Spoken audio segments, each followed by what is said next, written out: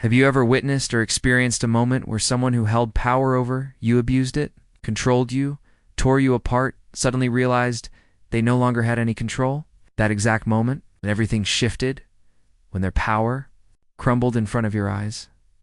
That moment changed my life. My story starts with my mother. She wasn't just troubled. She was a complex storm of untreated dissociative identity disorder, narcissism, and years of opioid addiction that had sunk its claws into her long before I could even speak. My entire childhood was painted with the brushstrokes of fear, chaos, manipulation, and deep, relentless emotional pain. From my earliest memories, my mother was unpredictable and dangerous. She would have outburst rage-fueled tantrums while high on pills and would lash out at me both physically and emotionally. I became her emotional punching bag. She knew every insecurity I had, every self-conscious twitch, every little thing that scared me on. She used all of it to break me down. It wasn't just about control, it was about crushing me. It's making me smaller, making sure I never had the courage to rise. She sabotaged every relationship I tried to hold on to, especially with my father and siblings. If she saw anything that brought me joy or safety, she tried to poison it. That was her power, creating isolation so complete, even silence hurt. She could stay awake for 3 or 4 days straight, then pass out while standing eyes glazed, back hunched, swaying like a corpse on its feet. But the moment she'd stir again, she was up and tearing the house apart. I would leave for school or a walk, and the house would be normal. I'd come back and it would look like a hurricane had ripped through it. Glass shattered, roaches crawling across the walls, animal feces on the floor, moldy food, piles of dirty clothes, crushed pills ground into the carpet. Sometimes I'd see her blood cut from hallucinations, from sprinting barefoot through broken glass. That sight, it became normal. At night, it never ended. My mother and father would scream at each other for days nonstop. I'm not exaggerating. Days without sleep, trapped in my room as they stood outside my door, hurling accusations and demands. Sometimes they dragged me into it, throwing open my door at 4 a.m. just to force me to pick a side. No side ever felt safe. Worse, she abandoned me. Sometimes she'd drive me miles away and leave me to meet her sugar daddies. She was still with my dad at the time. She never apologized. Not once. Not during her few moments of sobriety. If anything. She blamed me. Blamed the world. Blamed fate. She was perfect in her mind. Untouchable. Infallible. We were always broke. She couldn't hold a job. Any money from selling her pills? We lived in places where the electricity was off for months, where we had no running water, where we slept on the floor with blankets that smelled like mildew. We had no food, none. Most days I lived on school lunches. Weekends were hell. I'd go to bed hungry, stomach growling, wondering how it had come to this, or wondering if anyone even noticed I was alive. But no one did. Not until the summer I turned 16. That summer, an aunt I hadn't spoken to in years reached out.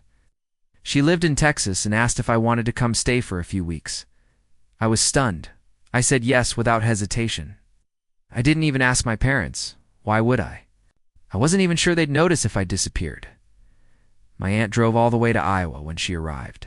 My parents didn't even acknowledge her presence. They stayed locked in their room, as if she was just a gust of wind passing through. The house looked relatively clean, probably by coincidence. We left for lunch. But when we returned just an hour later, it was like a tornado had swept through. Later, while driving, my aunt told me the mess didn't scare her nearly as much as I did. It was the way I reacted to how I didn't. I just tiptoed around the shattered glass and garbage, quietly packing my things without saying a word. No emotion, no surprise, just numbness. She looked at me and asked, "Are you safe where you live?" I said yes, because I didn't know what safe was. That chaos was my normal. She told me what she saw horrified her and that if I ever wanted to live with her permanently, she'd take me in. I thought she was joking, but after just a few days in Texas, I realized what I had been missing my whole life. Love, peace, warmth, silence that wasn't filled with dread. Laughter that didn't come with cruelty, so we made a decision. I would pursue legal emancipation. That meant sitting in court, facing my parents and their lawyer. That meant finally telling the truth. When the judge asked why I wanted to be emancipated, I spoke, voice steady, heart pounding. I told the truth, every dark, aching piece of it. Told them what it was like to grow up in hell. And I told them what I had experienced in just a few short days' kindness, safety, and actual love. Their lawyer smirked and said, "To me, it sounds like you just don't respect your parents. Is this really because of their financial struggles? Or is it because your aunt's family has money and you're attracted to the perks?" My parents laughed. Literally laughed. Then they started shouting, trying to provoke me just like they always did. They thought they could shatter me again, but I waited. When the judge turned back to me and asked if I had anything else to say, I looked straight into my mother's eyes, then at my father, then at their lawyer. I said, "If you're asking whether I respect my parents, the answer is no. But it's not about money. I lost respect for them because they destroyed me." Right then, my mother lost it. "He's lying. That little bastard is just trying to—" The judge slammed his gavel so hard, the room shook. "Enough," he barked. My mother stared at him, stunned. I turned to her, tears stinging my eyes but refusing to fall. And I said, "For once in your life, for once in my life, act like an adult. Yelling won't work on me anymore. You don't have control over me. You can't stop me now." The judge nodded. He looked at the bailiff, who walked over to my mother and asked her to leave. She looked frozen in place, completely unable to process what had just happened, as she was escorted out. The judge turned to me, then to my aunt, and then back to my father and his lawyer. And he said, "I'm sorry you've had to endure this for so long, young man. No one deserves to live the way you have. It's very clear that your parents cannot provide a safe or stable environment.